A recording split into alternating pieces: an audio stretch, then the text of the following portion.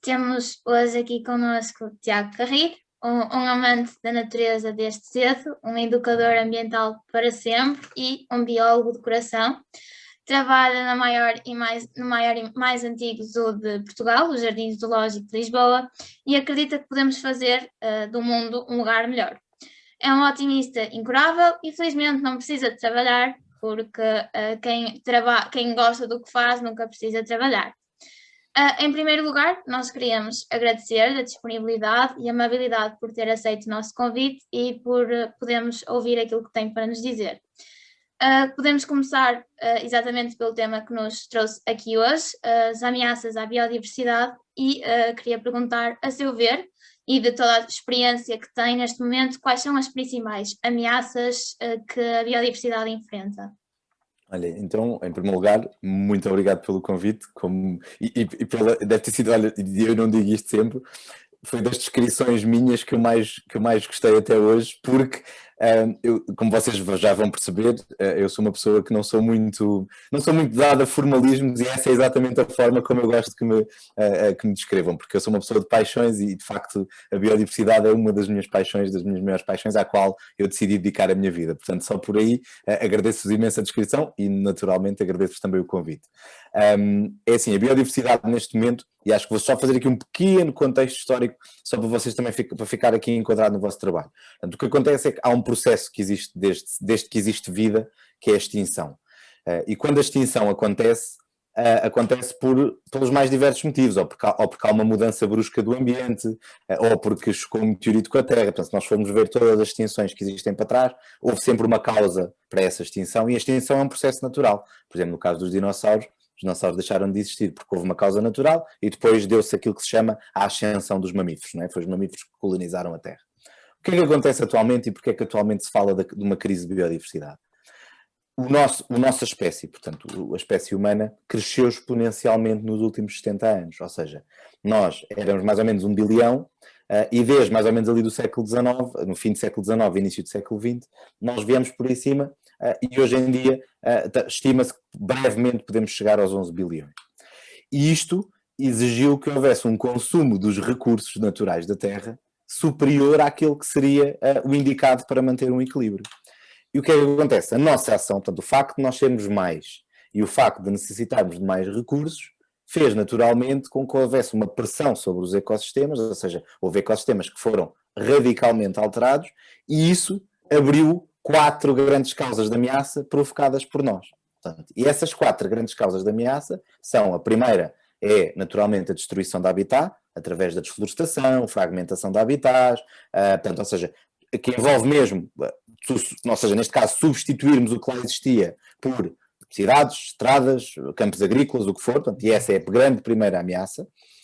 A segunda ameaça tem a ver diretamente com o comércio ilegal, que são aqueles animais e plantas que são retirados do seu habitat para serem vendidos, nomeadamente, por exemplo, o exemplo dos elefantes, dos rinocerontes, ou até algumas plantas de alto valor económico.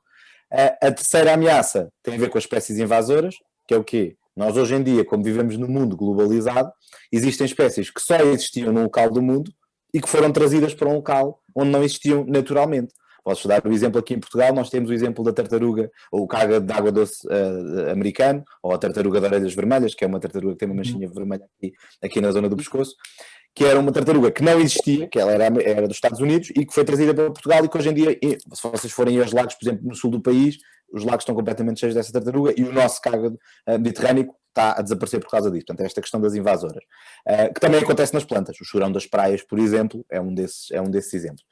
A quarta ameaça é aquela que neste momento ainda está em quarto lugar, mas é aquela que pode ser mais devastadora, que são as alterações climáticas. Ou seja, as alterações climáticas, eu estou-vos a dizer que pode ser mais devastadora, porquê? Porque a desflorestação, a destruição de habitat aumenta o causa e efeito das alterações climáticas, e as alterações climáticas são uma ameaça absolutamente globalizada. Por exemplo, nós em Portugal a destruição de habitat já não é propriamente um problema. Claro que ainda vamos tendo os incêndios, mas isso tem a ver com a plantação de eucalipto e é outra questão. Mas nós neste momento estamos a recuperar a nossa floresta. Nós, por causa dos descobrimentos, vou-vos dar só este dado, que é uma curiosidade interessante, nós, por causa dos descobrimentos, a nossa floresta chegou a ser entre 3% a 5%. E hoje em dia já vai nos 39%. Isto significa que nós já estamos a recuperar a floresta. No entanto, as alterações climáticas colocam-nos este desafio de ser uma causa global e de ser uma causa, que é uma nota, que é a última nota que eu vou deixar a resposta a esta primeira pergunta, é que nós não nos podemos esquecer que no caso das alterações climáticas, o ser humano também vai sofrer com isso. Não digo que se extinga, pelo menos numa primeira fase. Claro que nós não sabemos o que é que vai acontecer daqui para esta questão da extinção e da evolução do planeta. Estamos a falar de milhões de anos, não conseguia. É difícil ver à nossa escala, mas a verdade é que se vocês pensarem que neste momento já existem mais refugiados de alterações climáticas do que refugiados de guerra, nós conseguimos perceber que esta questão das alterações climáticas é muito grave, não é? Porque já temos aqui estes dados que já nos começam a indicar que poderá ser uma causa que facilmente poderá ser aquela que será a principal causa de perda de biodiversidade no futuro. Pois. Ok, agora, passando à próxima pergunta, vamos nos focar mais nos trabalhos do Jardim Zoológico. Okay. Então, o Jardim Zoológico é considerado um centro de conservação animal. Intitula-se como um centro de conservação animal. No entanto, muitos veem-no como uma prisão para animais. Há muita gente que considera que os animais estão ali contidos, presos, não é? Com isto, queria colocar duas questões. Primeira, neste momento, qual é o objetivo da existência de jardins zoológicos?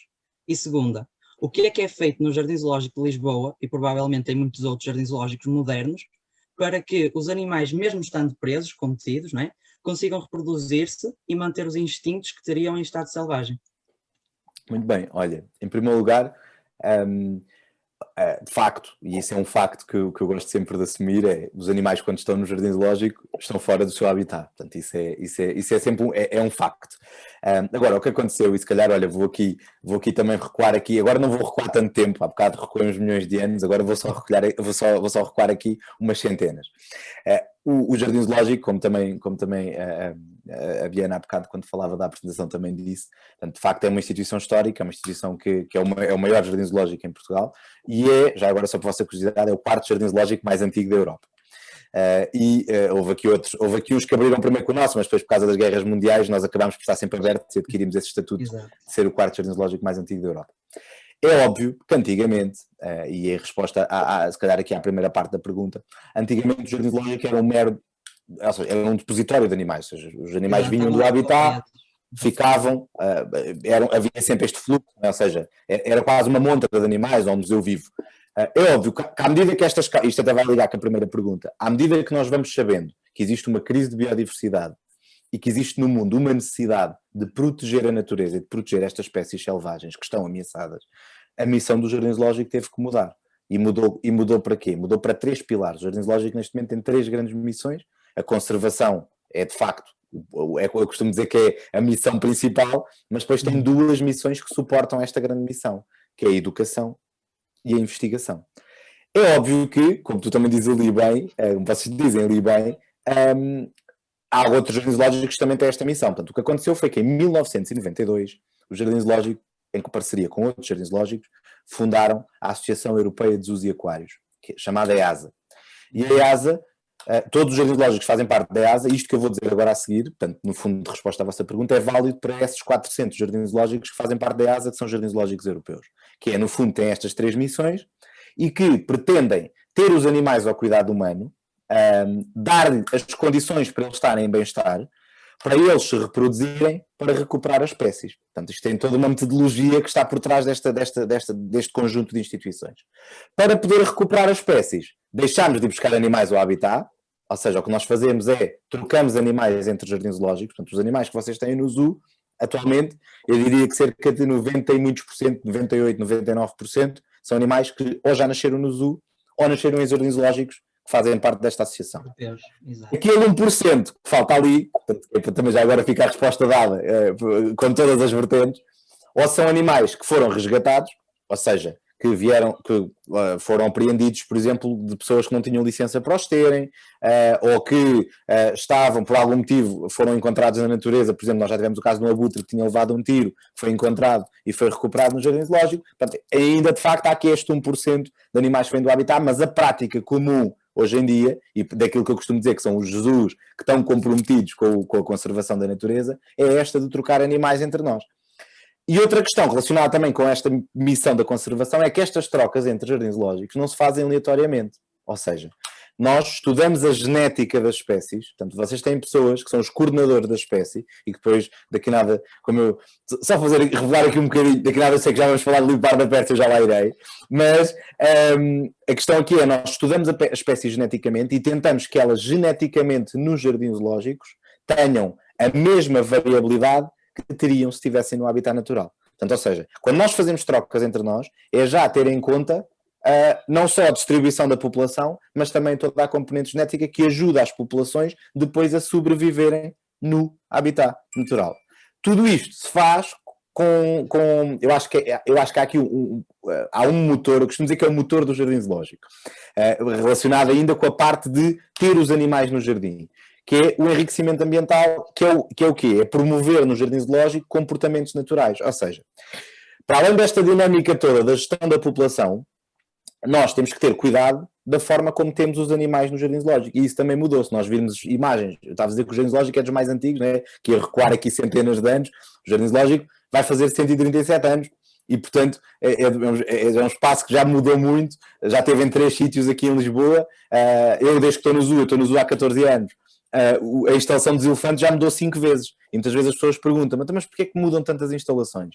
Precisamente por causa deste motor do jardim zoológico, que é o enriquecimento ambiental, que é nós termos dentro da instalação estímulos para os animais terem os seus comportamentos naturais. E isso ajuda em quê? Ajuda no bem-estar do animal, que é um dos nossos principais objetivos, e ajuda também, quando as pessoas veem os animais, hoje quando eu vou, por exemplo, imagina, quando eu vou fazer uma visita guiada ao jardim zoológico com um grupo, as pessoas, quando estão a ver os animais tal e qual a fazer os mesmos comportamentos que veríamos se estivéssemos a vê-los no habitat natural. Já agora, faço aqui um parênteses, que é, terei todo o gosto em fazer-vos uma visita guiada quando vocês vierem ao jardim zoológico, está bem? Fica aqui o convite para vocês os dois, vocês têm os meus contactos, quando vierem ao jardim zoológico, terei todo o gosto em fazer-vos uma visita guiada para vocês verem isto exatamente que eu estou a dizer na prática de hoje em dia. Por exemplo, um animal que eu gosto muito de primatas e gosto muito de felinos. E para mim é muito importante poder levar um grupo de estudantes, por exemplo, a olhar para aqueles animais e vê-los a ter os seus comportamentos naturais, aquilo que é normal aquele animal fazer. Seja o que for. Por exemplo, os felinos dormem 16 horas por dia. Portanto, é muito comum, quando nós passamos por lá, os tigres estarem a dormir, por exemplo. Portanto, isso é aquilo que faz a diferença entre ter um animal só dentro de uma instalação ou ter toda a instalação pensada para o bem-estar desse animal. E, portanto, eu acho que muitas vezes, e também para pegar aqui também naquilo que foi aqui na questão da pergunta, eu acho que muitas vezes é óbvio que é importante haver críticas. A crítica serve para nós podermos também melhorar, mas há também aqui temos que perceber que há aquilo que é a realidade do que acontecia antigamente e há aquilo que é a realidade que acontece atualmente. É óbvio que certamente se vocês forem ver, e no mundo se calhar ainda existem muitos espaços que ainda não têm, se calhar, ou o conhecimento, ou as condições, ou que ainda não estão alinhados com esta visão. Esta é uma visão, como eu já vos disse, pelo menos destes 400 Jesus que fazem, Jesus e aquários, que fazem parte desta rede, porque esta rede depois também acaba por criar standards. A rede da EASA cria mesmo os standards para os Jesus terem as condições necessárias para ter os animais. Não é? Outra questão que é interessante, por exemplo, é que nós já chegámos a ter 500 espécies e agora só temos 300. Porquê? Porque nós estamos-nos a especializar em alguns dos animais que temos. Que é o caso do animal que acho que vem aí na próxima pergunta, diria eu. Mas antes surgiu uma pergunta.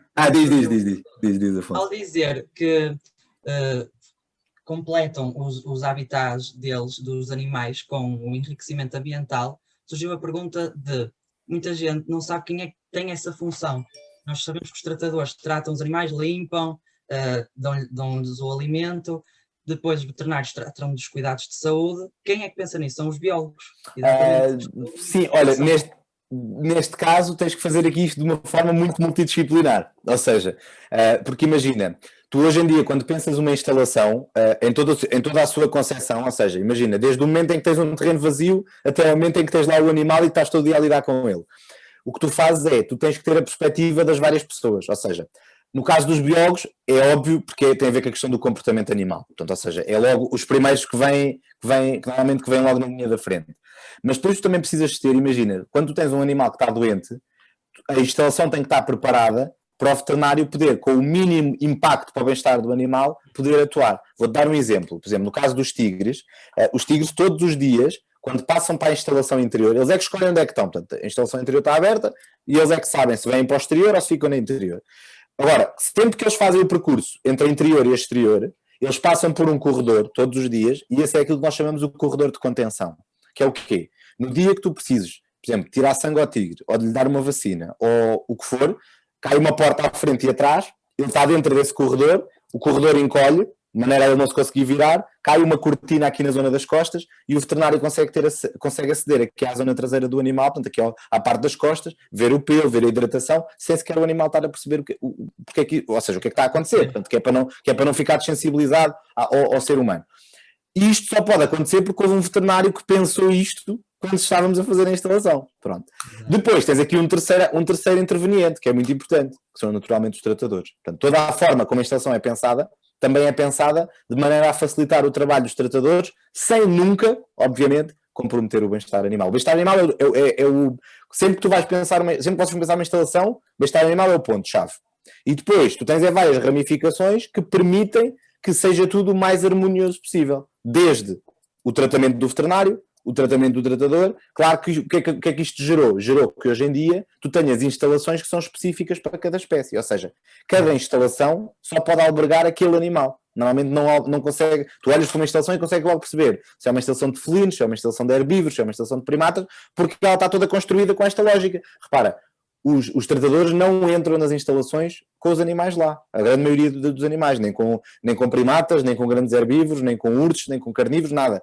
Portanto, precisamente para manter os animais selvagens, e isso acontece com o bem-estar animal. Agora, o que é que tu podes ter? Tu normalmente, para determinadas espécies, tens um coordenador, que é uma pessoa que agrega todas estas informações e faz documentos do género, por exemplo, um zoo quer abrir uma instalação, por exemplo, para o capis. Essa informação científica já está agregada e tu já consegues dar aquela informação àquele jardim zoológico para ele poder construir a instalação com aquilo, no fundo, com a ciência mais avançado possível, com aquilo que se sabe, percebes? Ou seja, e o que é que isso faz? Isso faz com que eu faço muito aquilo que eu chamo de turismo de zoos, que é quando vou a outro país, gosto de visitar o zoo. E às vezes eu chego lá, e se for um jardim zoológico da EASA, a instalação é muito parecida com a do nosso. Não quer dizer que seja igual, mas tem muitos traços parecidos com a do nosso. Porquê? Porque estamos todos a beber da mesma fonte científica, não é? Portanto, a investigação científica é muito importante aqui para garantir que isso acontece. E depois há essa distribuição de informação e essa rede também ajuda a que ou seja, todos os esforços de conservação conseguem ser mais eficazes porque há essa rede, obviamente.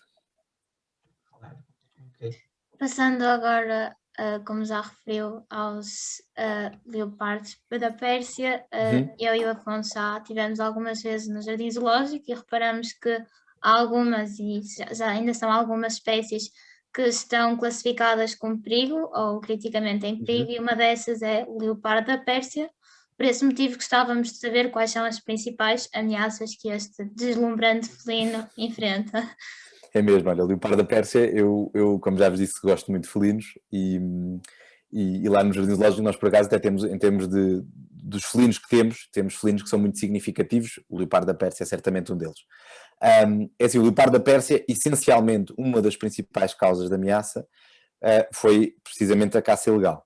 Ou seja, a caça por causa da obtenção da pele, e isso fez com que as populações decrescessem imenso.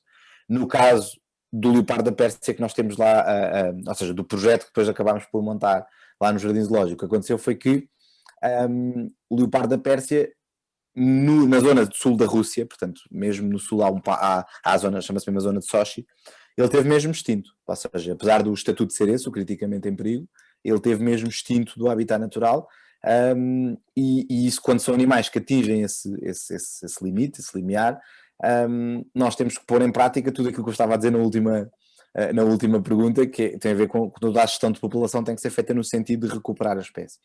No caso do leopardo da Pérsia, e de outros animais que estão muito ameaçados, a nossa responsabilidade é maior, não é? Porque são animais que nós ficamos quase aqui com, eu às vezes digo em brincadeira, não é? Que o jardim zoológico, em brincadeira, mas a falar a sério, que os jardins zoológicos são quase arcas de Noé do século XXI, não é? Porque nós temos as espécies resguardadas, estamos a tentar dar todas as condições para eles estarem bem, e uma das formas que nós analisamos o facto de eles estarem bem ou não é através da reprodução. Quando são espécies criticamente ameaçadas, nomeadamente como o leopardo da Pérsia, eu tive o prazer de assistir, portanto, entre o projeto que nós montámos e a minha entrada no zoo, nasceram 9 crias no jardim zoológico, daquele casal. E portanto isso são tudo esperança, ou seja, do ponto de vista quando tens uma espécie que está muito ameaçada, sempre que nasce um animal desse género, um animal dessa espécie no jardim zoológico, para nós é óbvio que é um bom sinal que a espécie está bem, pronto, isso é bom, mas também é uma esperança que nós estamos a dar àquele animal.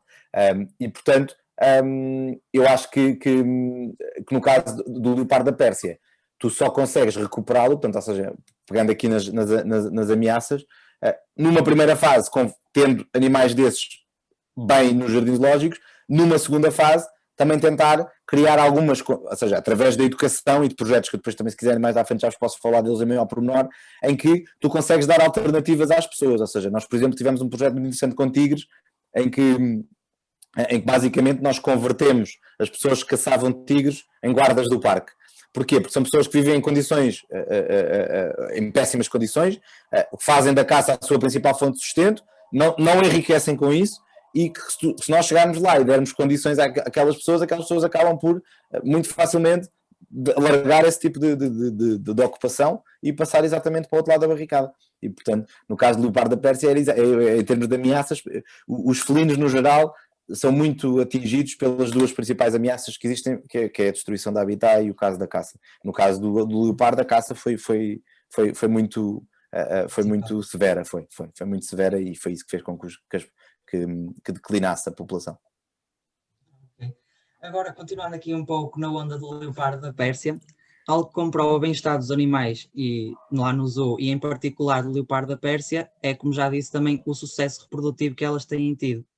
Eu disse que já nasceram 9 desde que está lá, pronto.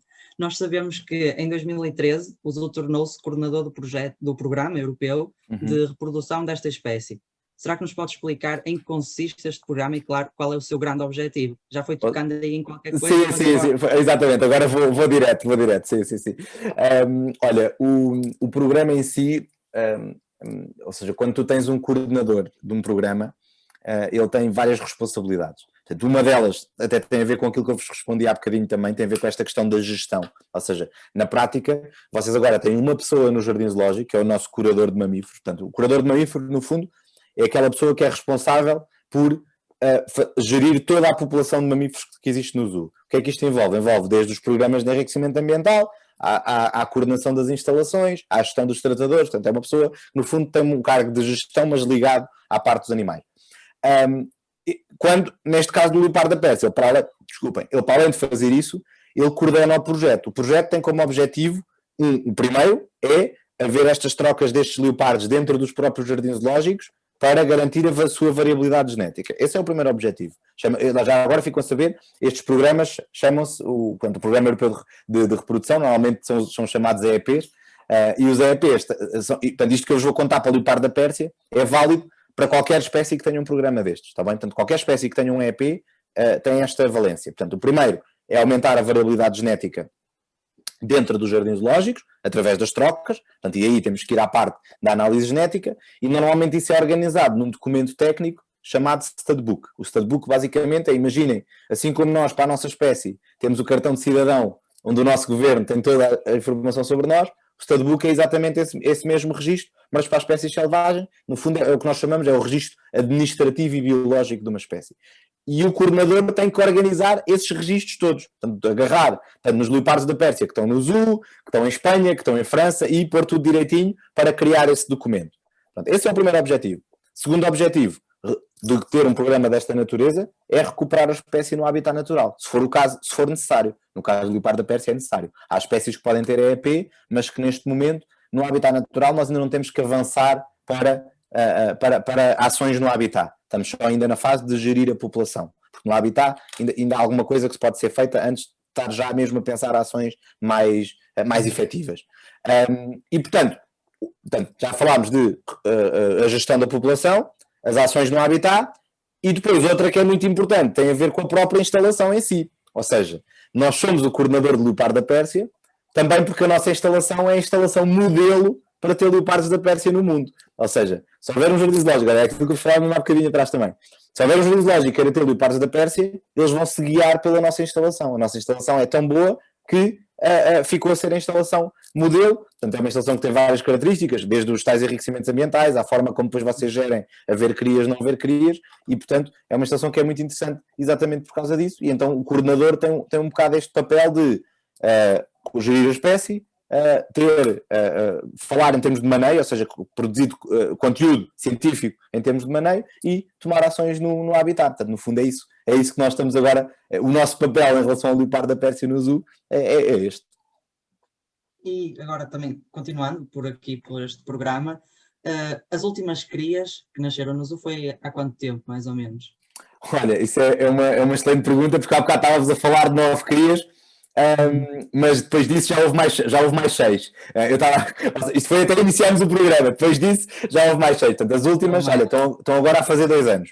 As mais também vão entrar neste programa. Sim, olha, na prática todos os animais ou seja, todos os zoos que já estejam dentro do EEP, do tal programa, sempre que nascem crias, elas ficam logo automaticamente agregadas ao programa. Portanto, ou seja, porque como tu já tens toda a questão genética estudada, porque tu ou seja, um zoo que já esteja dentro do programa, tu já tens a informação genética dos 2 progenitores. Portanto, tendo a informação genética dos 2 progenitores, quando dá uma ninhada, tu já estás muito avançado para conseguir depois ficar com essa informação também da ninhada.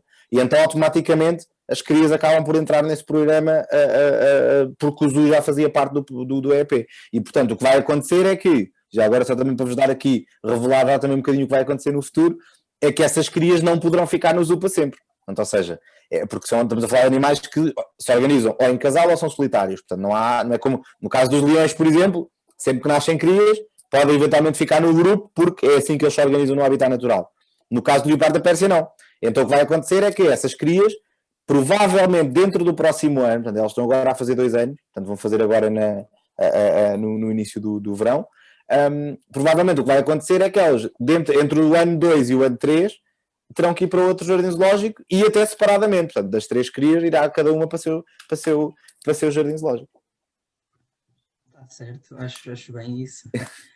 Agora, continuando assim com esse tipo de programas, vocês já participaram em mais algum programa de reintrodução de outra espécie qualquer na natureza? Sim, olha, vou só dar aqui um passinho atrás para depois poder dar 10 à frente. Que no caso do leopardo da Pérsia, nós fizemos a reintrodução mesmo do zero. Ou seja, o zoo liderou o programa desde o início até à atualidade. Portanto, ou seja, nós tínhamos um casal que era a Andreia e o Zadig, que era esse tal casal que teve as tais 9 crias que eu vos falava há pouco.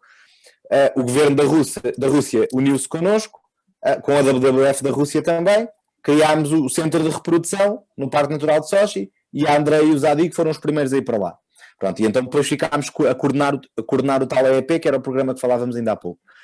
E esse foi um caso muito de sucesso, porque só para vocês terem uma ideia, portanto, nós fizemos isto em 2012, portanto, em fins de 2012, foi em dezembro de 2012. Em 2013, a Andreia e o Zadig reproduziram-se lá no centro de reprodução e passado 3 anos, em 2016, a Vitória, que nasceu foi uma das ninhadas, foi reintroduzida. E depois disso já houve mais 3 crias, filhas deste casal, que foram reintroduzidas. Agora, este foi feito de raiz pelo zoo. Já houve outros que nós entramos, mas que foram liderados por outros jardins zoológicos e que nós, como tínhamos animais que faziam parte da tal gestão populacional que estava a ser feita na Europa, nós acabámos por dar animais nossos.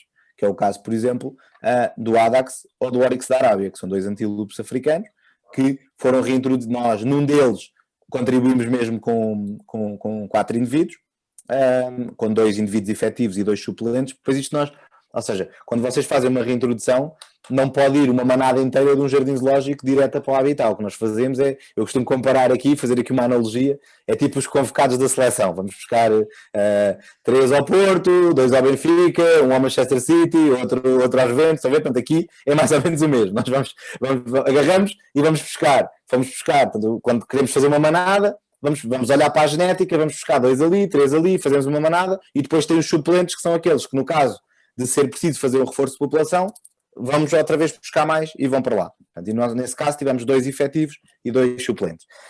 No caso do Oryx e do Adax, que foram processos muito semelhantes. Depois temos aqueles que são o que eu considero os casos isolados, que são animais que já não havia hipótese de ficarem no zoo, e então nós decidimos que os íamos reintroduzir. É o caso de um rinoceronte negro, que nós só tínhamos a fêmea, não havia nenhum macho na Europa, portanto, nós éramos o único zoo que tinha aquela espécie. E então o que acontece? Não valia a pena ter aquele animal no zoo. Porquê? Porque ele não se ia reproduzir, era uma fêmea jovem, então reintroduzimos a Shibula, que é essa fêmea de rinoceronte negro, na África do Sul, e ela hoje já tem 6 netos. Portanto, já teve filhos, e dos filhos já vai nos netos. Pronto. Também já aconteceu com o leão. Tivemos um leão que foi expulso do grupo, que era o Mochico, não tínhamos outro zoo onde o levar, então foi para a África do Sul, já teve 11 crias, também no habitat natural. Pronto, mas estes são casos isolados. Os outros foram âmbitos, foi mesmo dentro de projetos. Portanto, são projetos que já está. Portanto, o do Leopardo da Pérsia foi mesmo liderado por nós, o do Adax e do Oryx foram projetos que outros Jesus lideraram, mas que nós contribuímos com animais. Neste momento, temos um projeto que está a decorrer também, em que nós neste momento ainda só estamos a dar apoio financeiro, ainda não foi solicitado que fosse nenhum animal do zoo para lá, que é o Oryx de cimitarra, que é um animal que neste momento também está extinto no habitat natural, e nós estamos a contribuir financeiramente para aquele projeto. Sim. Então, depois de tudo isto que estamos a falar, de reintrodução e assim, até disse que esse animal, o último que falou, que estava extinto na natureza mesmo. Acho que concorda com esta frase que uma vez um outro trabalhador de um outro zoo disse, os zoos são como bibliotecas genéticas. Há pouco até disse que são como a Arca de Noé, é um pouco parecido também. Exatamente. Acha que se fossem todos os trabalhos desenvolvidos nas instituições zoológicas, muitas espécies, ou pelo menos algumas, já teriam desaparecido? Sim. Sim, ou seja, deixem-me dizer 2 coisas que em abono da verdade também é importante que se diga isto, que é, reparem, a reintrodução é o último recurso a que a conservação deve recorrer. Ou seja, nós só partimos do ponto de vista técnico para a reintrodução quando já não há mesmo mais nada a fazer. Agora, o que é que acontece? E isto até vai unir aqui tudo aquilo que temos estado a falar. Como as causas de ameaças são muito severas, o que está a acontecer é que nós não temos outra hipótese senão recorrer à reintrodução. E isto faz o quê? Torna os jardins zoológicos, pelo menos este, repara, eu acho que é importante também dizer, porque eu nunca gosto que as pessoas saiam, eu costumo sempre dizer isto, que é, o mundo não é cor-de-rosa também, o mundo tem muitas cores, pode ser cinzento escuro, pode ser cinzento claro, há alturas em que é cor-de-rosa, há alturas que é mais escuro. Pronto. Isto para vos dizer o quê? Que não há, eu não vos consigo dizer que todos os jardins zoológicos do mundo, todos os sítios que têm animais do mundo, têm exatamente as mesmas missões. Não terão, certamente. Agora, é verdade que neste momento vocês já têm uma rede que é muito forte, que é várias até, porque depois eu estou-vos a falar da europeia, mas também existe a rede mundial, existe a rede americana, a rede britânica, portanto, ou seja, existem várias redes. E estas redes normalmente fazem com que os zoos tenham uma força para a conservação muito maior, a todos os níveis, não só a nível da reintrodução, como ao nível de financiamento de projetos. Só para terem uma ideia, os jardins zoológicos neste momento são a 3ª maior força de financiamento de projetos de conservação do mundo. À frente dos jardins zoológicos só estão os governos, naturalmente são, ou seja, as entidades governamentais são quem controla a maior parte do dinheiro no mundo. Portanto, é natural que sejam, ou seja, as instituições a darem mais financiamento. Mas os jardins zoológicos são a 3ª. E, portanto, ou seja, não só através, e concordo em absoluto com a questão das bibliotecas genéticas, não só através da parte de gestão genética e de reintrodução, mas também através do financiamento que os jardins zoológicos dão para os projetos de conservação no local. E vou-vos dar um exemplo que é relativamente recente, que foi a questão dos koalas. Por exemplo, nós aqui no fim de 2019, a Austrália estava com um incêndio absolutamente gigantesco. E nós, como já financiamos um projeto de koalas desde 1991, nós e todos os zoos que têm koalas têm que se comprometer que financiam esse projeto. O que aconteceu foi que foi muito mais fácil recuperar os koalas na Austrália. Se esse projeto não existisse, o que acontece é que, se calhar, por exemplo, neste momento cá já nem tínhamos koalas. Ou não sabíamos, por exemplo, foi uma área ardida gigantesca. E o mesmo acontece com outros animais. Olha, o leopardo da Pérsia é um desses casos, o Oryx cimitarra é um desses casos, o Condor nos Estados Unidos é um desses casos. Ou seja, tu tens muitas espécies que, se calhar, se não houvesse este trabalho de conservação por trás, que não é só dos jardins zoológicos. Repara, hoje em dia os jardins zoológicos já têm muitas parcerias. A IUCN, a União Internacional para a Conservação da Natureza, a WWF. Tu, neste momento, estás a criar aqui uma espécie de força de conservação do qual os jardins zoológicos fazem parte, e eu normalmente costumo sempre dizer isto, que é, os bons jardins zoológicos fazem sempre parte da solução, nunca fazem parte do problema. E claro que já tens cada vez mais casos de espécies que teriam desaparecido se não fossem os jardins zoológicos. Aliás, até há um estudo agora muito interessante que saiu há pouco tempo. Depois eu já vos tinha dito, o que precisarem de mais documentação, digam-me que eu mando-vos.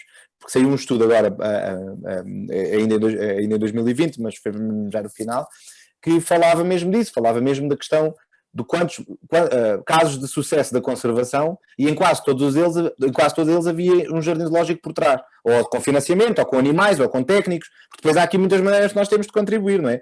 E inclusivamente com a educação. Pronto, eu não queria deixar passar aqui, essa é a minha área da minha paixão, portanto não posso deixar passar em claro a área da educação, porque reparem, nós na Europa passam pelos jardins zoológicos europeus da EASA 160 milhões de pessoas. Isto dá uma capacidade gigantesca para nós fazermos educação ambiental com aquelas pessoas, que se calhar eram pessoas que, se não fossem ao jardim zoológico, não iam ter essa janela de oportunidade aberta. Por exemplo, no nosso jardim zoológico, nós recebemos 1 milhão de visitantes por ano. Se partirem do princípio que Portugal tem ali entre 10 e 11 milhões de habitantes, é massivo. É 1 milhão de visitantes ali todos os anos. Recebemos quase 100 mil alunos por ano, em termos de escolas. Pronto, pelo menos, agora em Covid é um bocadinho diferente, não é? Porque estamos fechados, mas no ano normal recebemos quase 100 mil alunos. E, portanto, isso em termos de educação faz uma força gigantesca. Mesmo aqueles que não estão, ou eventualmente espécies que não estejam mesmo ali no limiar da extinção, o facto de nós ensinarmos às pessoas o que é que podem fazer, ou até motivarem-se para a conservação só por estar a ver aquele animal, isso também ajuda a garantir a estabilidade e o equilíbrio das espécies que estão ameaçadas. Ok. Agora, passando assim mais a Portugal, vamos para algo mais perto. Já tivemos por Sochi, já fomos ao Norte da África. Exatamente. Agora, um dos animais que prova todo o sucesso que os zoos têm já na reintrodução, já na conservação das espécies, é o lince ibérico. Sabemos que a sua população ficou reduzida a mais ou menos 2 centenas no início deste século, acabando por se extinguir por completo em Portugal até. Graças a esforços dos 2 países irmãos, hoje o número de linces em estado selvagem aproxima-se de 1 milhar de exemplares. Nós sabemos que o zoo tem 2 indivíduos desta espécie na sua coleção. Qual é o objetivo de ter este animal presente no jardim zoológico? Olha, eu até por acaso, algumas perguntas eu até estava mais ou menos, a linha estava alinhada, mas esta não estava à espera que ligasse tão bem com aquilo que eu acabei de dizer. Já vão perceber porquê. Que é, de facto, reparem, o projeto do lince foi um projeto até governamental, não é? Portanto, o zoo, já agora há bocado era para ter disso, depois não disse, o zoo não faz parte do Estado nem da Câmara de Lisboa, portanto é uma entidade, é uma empresa independente, exatamente, é uma empresa privada, e portanto o projeto do lince em si começou pelo governo, para a recuperação do lince, começou pelo governo português, depois houve um projeto europeu que foi o projeto LIFE, que entretanto já se desdobrou em vários projetos LIFE, e foi possível recuperar o lince. E curiosamente, como eu estava a dizer, eu terminei a última pergunta a falar de educação e a resposta a esta pergunta é precisamente a educação. Porquê? Porque o casal que nós temos no zoo, que é a Azar e o Gama, são 2 animais que são considerados neste momento excedentes do projeto, ou seja, do projeto de reintrodução e do projeto de reprodução, que é o do Centro Nacional de Reprodução do Lince Ibérico, em Silves. E estes animais, o que é que significa ser excedentes? Significa que não podem ser reintroduzidos. A Azar, pela idade que tem, e que já é um animal que já não seria reproduzido, e o Gama, porque tem uma doença. O Gama sofre de epilepsia. E, portanto, nem um nem outro se iriam reintroduzir. Então, qual é que foi a ideia? Foi levar os linces para um local onde pudessem servir como animal educativo. O que é ser um animal educativo? É mostrar às pessoas o lince, para as pessoas perceberem que é um animal que precisa de nós para se manter no planeta, e neste caso o planeta, como estavas a dizer, Afonso, e bem, manter no planeta, tendo que eles só vivem neste bocadinho, só vivem nesta Península Ibérica, não vivem em mais lado nenhum. Portanto, se há pessoas que têm a responsabilidade pela conservação deste animal, somos nós, os tais países irmãos, como tu disseste muito bem, porque eles não existem em mais lado nenhum. E, portanto, reparem, estamos a falar de um animal que é extremamente difícil de ver no habitat natural. E o facto de ele estar no zoo aproxima as pessoas do lince ibérico, porque nós no zoo não é dos animais mais fáceis de ver no zoo, mas a probabilidade de o verem no zoo é muito maior do que a ver no habitat natural. Não. E então ele, no fundo, cumpre essa missão, cumpre a missão de educação, das pessoas poderem ver aquele animal. Claro que tem uma instalação incrível, aliás, a instalação do lince ibérico, para mim, é das melhores instalações que nós temos no zoo. É uma instalação que consegue juntar a vegetação nativa de onde eles vivem com o bem-estar do animal e com toda a forma como foi construída, foi mesmo para dar para até ter essa potência do ponto de vista educativo. Ou seja, vocês só olhar para a instalação do lince, não só podem ver o lince ibérico, como percebem exatamente o sítio onde ele vive. Ou seja, as urzes, as oliveiras, toda a instalação está feita de maneira a nós percebermos qual é que é o habitat do lince. E, portanto, é um animal que tem essa missão educativa e que é uma missão muito importante e que é uma missão que neste momento, e como estás a dizer bem, liga perfeitamente com a questão da conservação, e o lince até é daqueles animais que está a recuperar. É um animal que é um excelente exemplo de que nós, quando queremos, conseguimos fazer as coisas muito bem feitas. Portanto, e o lince, para mim, é aquela bandeira que eu levanto sempre. Olha, estão a ver, é possível. Como a Diana disse há bocado e muito bem, eu sou um otimista incurável e, portanto, eu tenho que me ligo muito a estes exemplos em que as coisas correram bem e de facto, o lince é um animal em que as coisas estão a correr muito bem, e espero que no futuro ele possam não ser só um milhar, serem milhares, e que haja mais linces por aí, porque acho que o projeto vai num sentido muito positivo. Bem, por fim, queríamos perguntar quais as formas de pessoas comuns, como nós, ajudarem na conservação do lince, do leopardo, da pérsia e todos os outros animais. Olha, vou pegar aqui um bocadinho, esta pergunta também se liga muito com a primeira, ou seja, quando eu vos falava há bocadinho da questão de, ou seja, eu estava-vos há bocado a dizer que nós tivemos um crescimento exponencial, ou seja, a nossa população teve mas isto não significa que o planeta não tenha recursos para todos, claro que tem, ou seja, temos é que os gerir de forma melhor. E quando eu digo gerir de forma melhor, é o quê? Por exemplo, uma ação que é a ação mais simples que eu vos posso dar. E vou-vos dar aqui um dado para vocês ficarem a pensar, e até fico contente de vocês pôr isto no trabalho, porque depois quem ouvir isto também vai ficar a pensar nisto.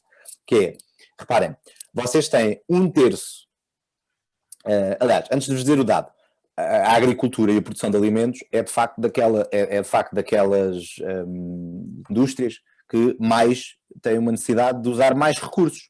Portanto, e o que acontece é que sempre que nós produzimos alimento, nós estamos a gastar recursos da terra. Alguns são renováveis, outros se calhar não serão tanto. Isso depois também já depende do método de produção que estamos a usar.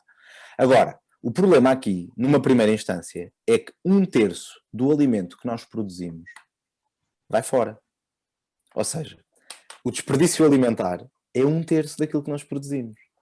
E se nós pensarmos que estamos a produzir recursos da terra e que depois não estamos a usar, esse é logo à partida um dos pontos-chave para resolver isto, que é, quanto menos desperdício nós tivermos no nosso dia-a-dia, claro que aqui estou-vos a falar do alimentar, mas quem diz o alimentar diz tantas outras coisas, não é? Portanto, melhor, porque só pelo facto de nós reduzirmos os recursos que estamos a usar, nós já conseguimos de alguma maneira reverter aqui esta situação em vários campos, porque repara, os recursos alimentares muitas vezes vêm da destruição de florestas ou da destruição de habitats, muitos deles colaboram também com as alterações climáticas e, portanto, nós ao diminuirmos o nosso desperdício, logo aí já estamos a ajudar de alguma maneira. Claro que depois vêm todas as outras boas práticas, repara, toda a energia que nós usamos em nossas casas, naquilo que consumimos, se for eu não estou a dizer para nós irmos todos, eu faço sempre esse disclaimer, não é?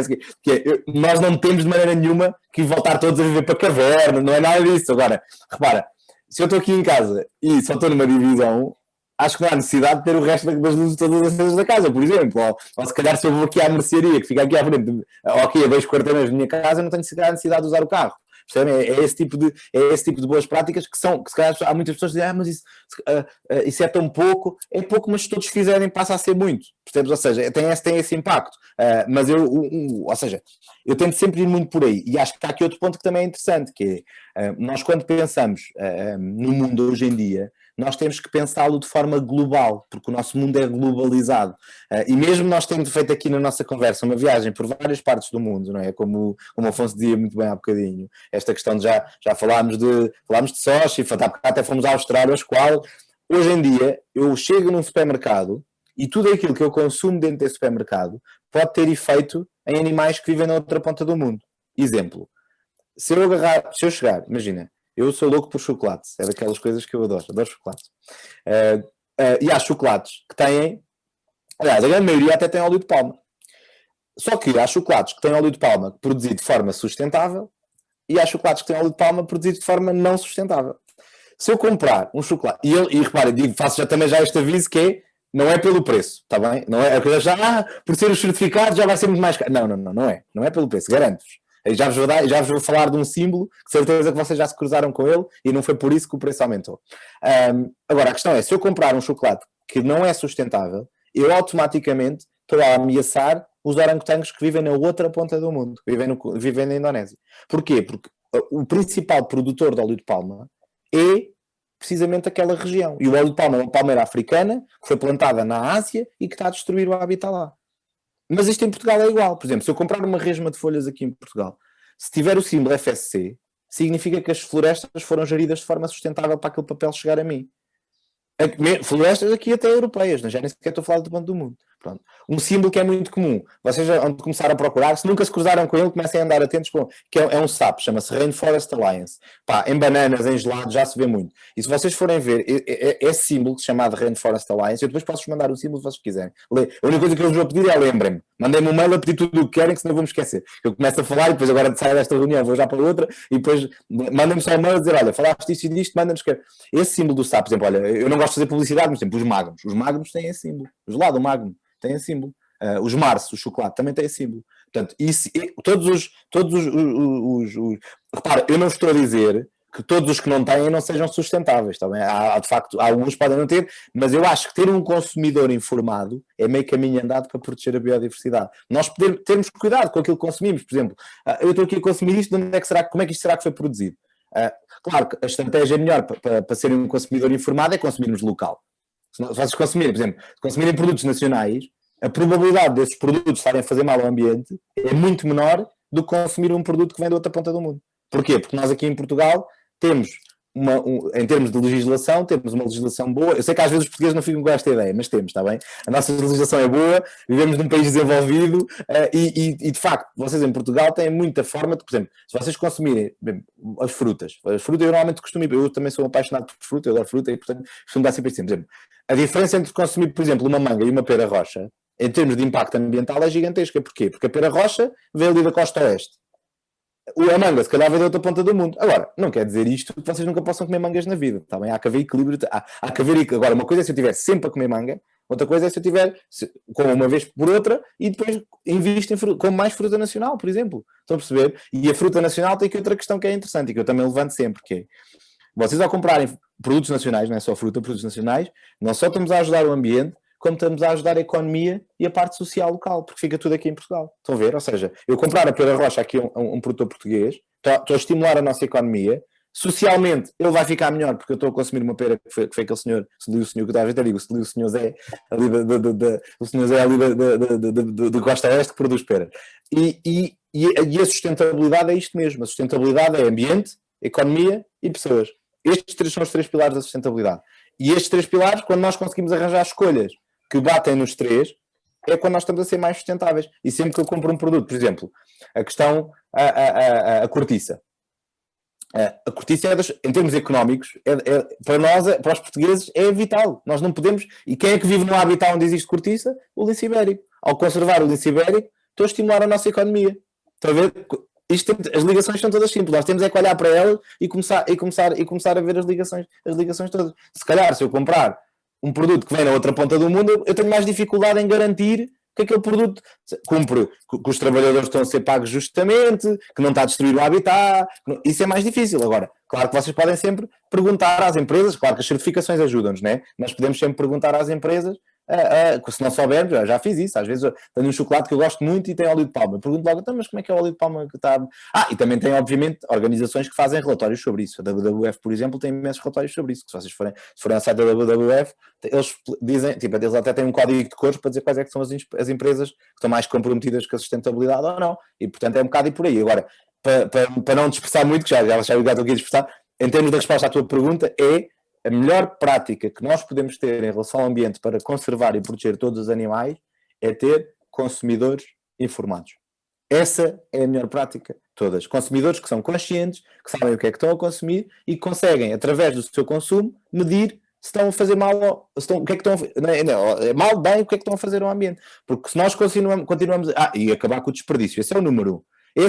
Se vocês quiserem começar uma boa prática amanhã na vossa vida, é esse. É olhar para a vossa casa e pensar o que é que eu estou a desperdiçar que não podia.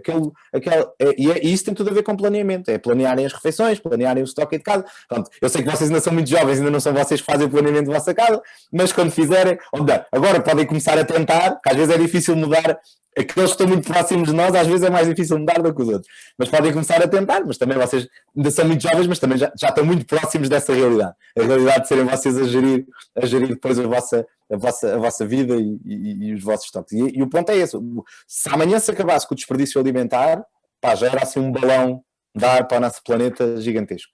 E agora, hoje em dia, até já tem aplicações que fazem isso e tudo. Olha, uma aplicação que eu costumo falar, para os smartphones, é a Too Good To Go. Basicamente é uma aplicação que vos diz, na vossa zona, por exemplo, olha, a pastelaria X está a fechar e tem lá croissants que eles já não vão vender. Querem comprá-los por €1 e vocês vão lá, pagam €1 e têm tipo 6 croissants. Pronto, é isto. E depois podem fazer um lanche gigantesco, croissants que se calhar custavam tipo 8€, se for aquela caixa de croissants, por exemplo. E isso ajuda a combater o desperdício alimentar, porque as pessoas olham e veem, olha, já que eles vão mandar aquilo fora, eu vou lá, compro aquilo mais barato e pronto. Estão a ver? E portanto, hoje em dia já há muita forma de fazer isso. Portanto, as duas linhas. Acabar com o desperdício. Segunda, consumidores informados. Essas são e é isso que nós tentamos também fazer no Jardim Zoológico. Quando as pessoas nos visitam, nós tentamos sempre fazer a ligação entre as coisas. Dizer, olha, o orangotango tem aqui a certificação, o lince tem aqui esta questão da cortiça, por exemplo, para tentar fazer aqui as ligações para as pessoas perceberem que nós estamos todos ligados e que a espécie humana também faz parte do ecossistema. Ou seja, quando os ecossistemas vão abaixo, nós também sofremos imenso, o nosso bem-estar sofre imenso com isso. Aliás, era aquilo que eu vos dizia há bocadinho. Não se esqueçam que já há mais refugiados de guerra, já há mais refugiados de alterações climáticas do que de guerra. E isso é um problema social no futuro e, portanto, nós temos que pensar uma solução única. E a solução única é esta. É consumidores informados e consumir para proteger o ambiente. Ok, não é assim tão difícil. Não é. Todos podemos... Olha, e eu não sei, pronto, já agora dou-vos essa dica também. Independente da área para onde vocês forem, imaginem, vocês podem ser advogados, engenheiros, o que vocês quiserem, artistas plásticos, todos nós podemos fazer, nós não precisamos de ser todos biólogos para nos preocuparmos com isto, porque todos temos influência no mundo, não é? Portanto, ou seja, olha, uma das pessoas que mais me inspirou a vir para a biologia, que é a Jane Goodall, não é? Investigadora com chimpanzés, ela tem uma frase que é incrível, que é: todos vamos fazer a diferença no mundo, nós temos que escolher qual é que é a diferença que queremos fazer. E aqui é exatamente isto. É exatamente isto. Quer que seja a vossa área de trabalho no futuro, vocês podem ter impacto. Porque vocês vão ser sempre... Nós vamos ser sempre consumidores, vamos ter sempre que comer, vamos ter sempre que comprar roupa, vamos ter sempre que comprar coisas. Portanto, e vamos ter sempre que há sempre esta forma de ajudar. E no nosso dia-a-dia conseguimos ter um impacto brutal. Claro que outra maneira que temos, sei lá, hoje em dia temos montes de ferramentas, não é? As redes sociais, os trabalhos da escola, tanta coisa, podemos falar disto e que podemos de alguma forma criar aqui, sei lá, através das associações de estudantes. Há muitas formas de trabalhar estas temáticas e não é assim tão difícil, é exatamente isso que estás a dizer, Afonso. Não é? São coisas pequeninas que tu fores mudando aqui e ali e não precisas mudar tudo ao mesmo tempo, por isso é que eu vos estava a dizer. Primeira coisa, se quiserem, a partir de agora, começar já a pensar nisto, é olhar e pensar, onde é que eu posso reduzir aqui o consumo? Claro, e o reduzir aqui nunca atenção, o bem-estar humano está sempre lá, não é passarmos fome, não é nada disso, é só não mandar coisas fora. Pronto, imaginem, se calhar pensar, olha, estes legumes, há malta que até tem nos frigoríficos coisas que já têm, tipo, põe de um lado os que estão mais a passar, os iogurtes estão mais a passar de validade, por exemplo, e do outro os que acabaram de chegar. E é só fazer esta gestão para não deixar a comida aí fora, por exemplo, e isso já ajuda imenso, já é uma ajuda incrível, incrível, incrível, incrível.